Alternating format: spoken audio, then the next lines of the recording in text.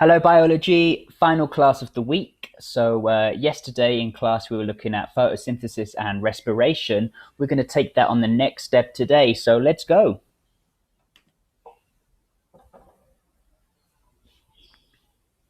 So, today we're going to look at something called the carbon cycle. In our last video, a couple of days ago, we looked at the water cycle, something very important in nature and in biology. Today, we're going to look at the carbon cycle, equally as important. So I just want to recap what we did yesterday in class. So we were looking at photosynthesis and respiration. And we know that photosynthesis is something plants do. They take energy from the sun, they combine it with water and carbon dioxide, and they make glucose and oxygen. Now, animals, we need glucose and oxygen. We need glucose to eat, and we need oxygen to breathe, okay?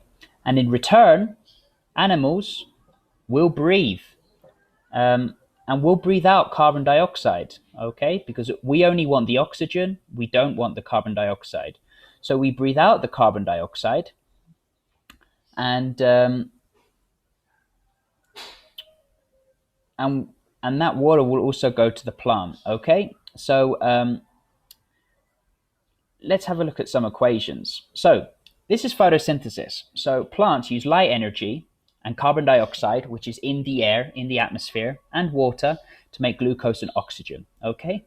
Now, animals, and humans are included there, will use this glucose and oxygen in respiration, okay? So we breathe in oxygen, glucose, and we make carbon dioxide, water, and ATP. Now, ATP is a type of energy. We're going to look at more of that in the future, okay? So the carbon dioxide and water we don't need, but the plants do want this. So we just continue the cycle.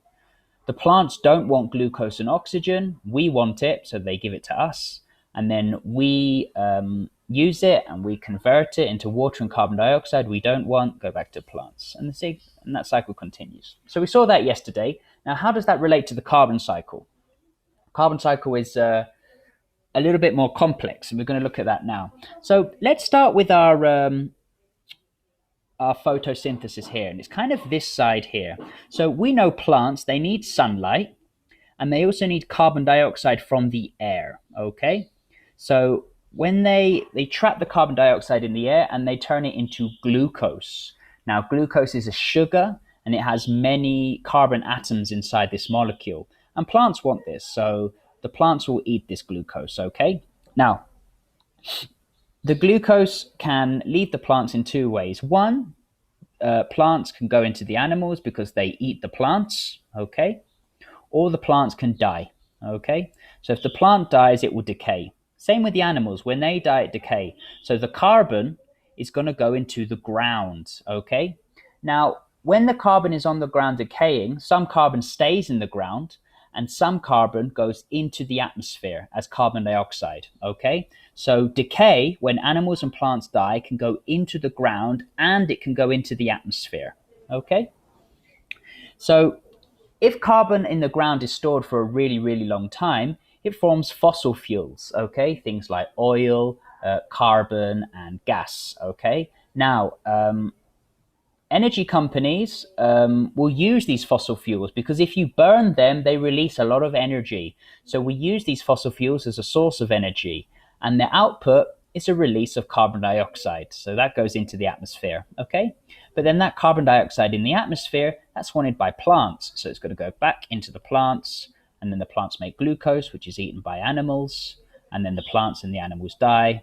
Carbon into the ground, carbon into the atmosphere. So the cycle continues, okay? Carbon is being converted from gas states and solid states, okay?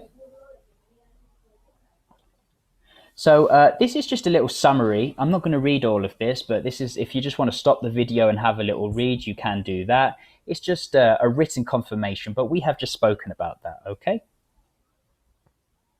So I want us to think of a situation. What happens if we cut down many trees?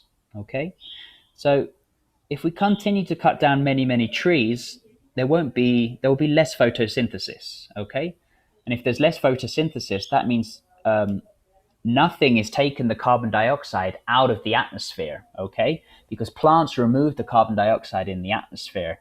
Animals cannot remove it, and most factories don't have a need for carbon dioxide, okay? So if we cut down trees, less photosynthesis, and there isn't an organism which is taking the carbon dioxide out of the atmosphere. Same thing with factories. If we continue to build factories and we do not regulate or reduce carbon emissions, well, we're going to get an increased amount of carbon dioxide in the atmosphere, okay? And if we're cutting down the trees, there's no carbon dioxide coming out of the atmosphere. So more carbon dioxide is being produced by factories, and there are less trees to remove the carbon dioxide from the atmosphere. This is going to be a problem. If trees continue to be felled and factories do not limit their carbon emissions, then there'll be too much carbon dioxide in the atmosphere. Too much carbon dioxide in the atmosphere causes global warming. But what is global warming? So global warming is caused by the greenhouse effect, okay? So a greenhouse is like a place, some people have it in their garden, it's normally made of glass, and they put their plants inside, okay? And then the plants can have a perfect environment to grow very, very quickly, and it acts as kind of like a trap, okay, for the gases inside. Same thing happens with the greenhouse effect. So energy comes from the sun, okay? And we need this energy to warm the earth. If there was no sun, then it would be extremely cold. Life could not happen. However, the sun is very, very hot and actually gives us lots of radiation as well. So it's important that when the sun and when the heat energy from the sun hits the earth, some of it is allowed to be released, okay? So it hits the earth and it leaves the atmosphere. But if the atmosphere is too thick, and then the atmosphere gets bigger, that means that this energy from the sun cannot leave the atmosphere and it gets trapped. And because it gets trapped here, as you can see, it gets trapped in the atmosphere and it causes the average temperature of the earth to increase, okay? Because the heat energy from the sun cannot leave the atmosphere because the atmosphere has too much carbon dioxide. It's too thick. Now, global warming can lead to more frequent and severe weather, heat-related deaths, ice poles melting, flooding, loss of habitat, wildlife extinction, and more acid in our oceans, okay? This is something we have already started to experience, and if we aren't careful, this will continue, okay? So that's the end of our video today, guys, about the carbon cycle and global warming. You don't have an activity to send me today, but what I want you to do is a diagnostic exam. Now, relax. I know we see the word exam, but this exam doesn't affect your grade, okay? You can find this Google Forms in Google Classroom, and it just helps me and the school understand how much you have learned this week and how much you have understood from primary school, okay? So please do the diagnostic exam now.